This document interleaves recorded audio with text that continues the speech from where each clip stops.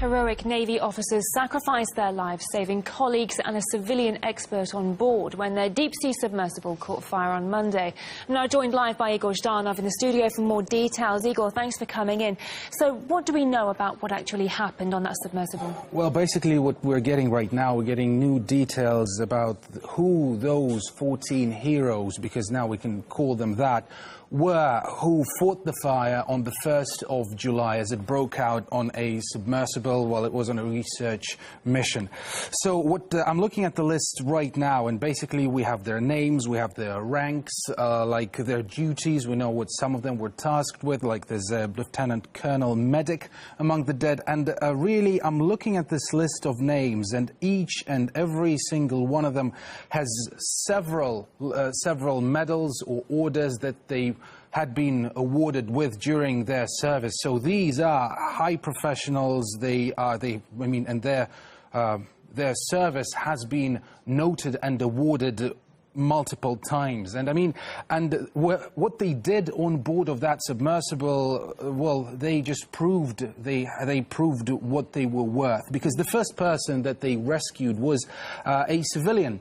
We don't know much about who that civilian is. We don't even know officially, was it a he or is it a she? But basically they shoved that civilian, they evacuated that civilian from the compartment, from the section that caught fire. And then they sealed the door, they sealed the hatch behind him, staying in that section to combat the fire. And so they did. They fought for the vessel to stay afloat, they fought for the vessel to stay operational, and they paid the highest cost there is. And Russia's defense minister, Sergei Shoigu, he did not, well, he used some very strong words when talking about what those people did.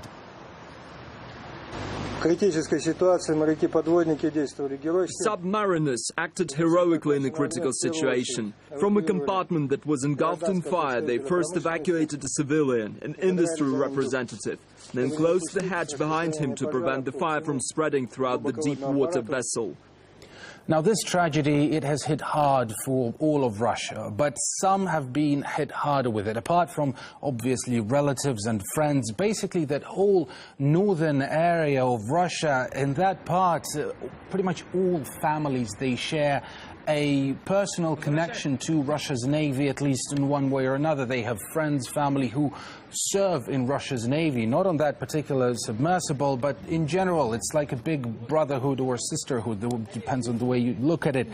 And so, all major Russian port cities, naval cities, they've seen commemorations, they have seen vigils, like, for instance, it's Murmansk, the city of Murmansk in the north, Sevastopol, in Russia's far south, St. Petersburg, this is where the submersible is alleged to have come from.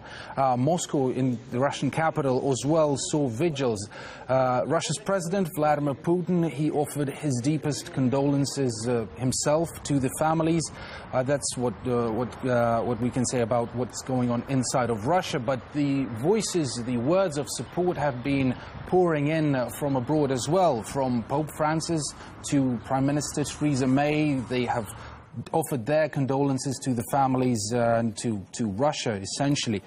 Now, what is going on right now, there is a special commission formed that has been tasked with investigating what happened on board, what caused the fire, what happened after that fire broke out. It is led by Russia's naval chief, and so the next trove of official information we should expect from the findings and maybe even the verdict of that commission. In the meantime, families and, like you say, people across Russia and around the world are remembering these people, these heroes who really did prove their worth. But Igor Zhdanov, sorry, thank you for coming in.